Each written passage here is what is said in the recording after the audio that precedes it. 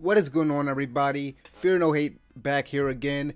And IGN once again this year. I mean, we were almost done this year. We only have like what, two or three more weeks of this year. IGN once again proving just how incompetent their journalists are. So here's what's going on right now. So a new Borderlands 2 game, a new version of Borderlands 2 just came out for PlayStation VR, right? And IGN, they decided to do a review on it. And if you go and try to look at the IGN review for Borderlands 2, you'll notice that that review is down. They pulled the review. I wonder why. So here's what's going on here. So IGN, they gave Borderlands 2 VR, they gave it a 3 out of 10. And one of the biggest complaints that the reviewer had, he said that, quote, there is no way to sprint, strafe, jump, spin around, besides like short, jagged pivots to the left or right. Like, this guy was so misinformed, and there was a lot of backlash from the people in the comment section, because here's the thing. This idiot, whoever they are, they didn't look in the options menu of the game. And here's the thing. All those issues that he was saying that he was having, they turned a lot of that stuff off by default to basically prevent motion sickness.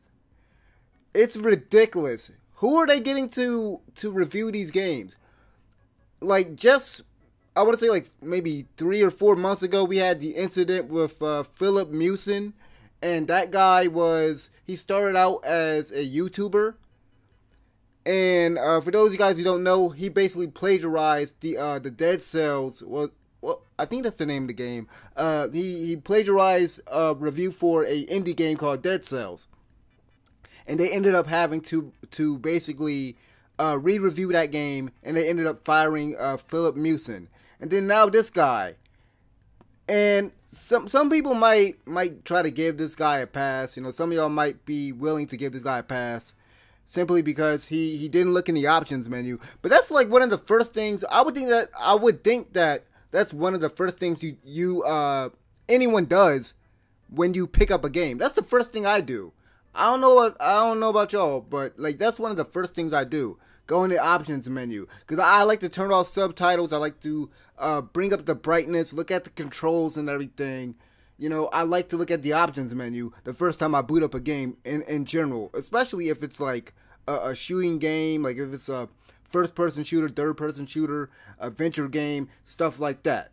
So this person, whoever they are, honestly, I don't feel bad for them at all with all the backlashing. It's embarrassing. It's embarrassing. I don't know how long this whoever the reviewer is, and let me know in the comment section if you know the name of the reviewer, because I didn't get to see the review before it got pulled down.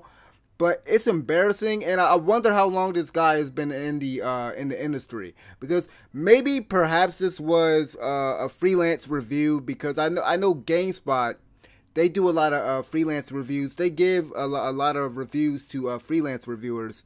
And maybe this was one of those cases with IGN. But if it's somebody that we know for like a long time, like they've been around in the industry for the longest time, like let's say Brian Altano, Max Scoville, if it's like one of those dudes, then there's no excuse for this. You should have looked in the options menu.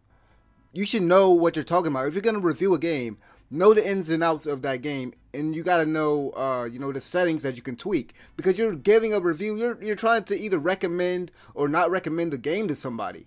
That's important. So once again, these journalists just proving just how terrible they are at doing their job. Once again, but let me know what you guys think about this this review controversy issue. Like I said, it's pretty embarrassing.